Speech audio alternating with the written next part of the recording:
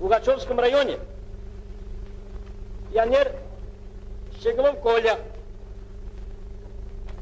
3-го года рождения, из села Порыбушки, в августе этого года сообщил официальным путем через почту начальнику районного отдела НКВД о том, что его родной отец Щеглов Иван Николаевич занимается расчищением совхоза строительных материалов.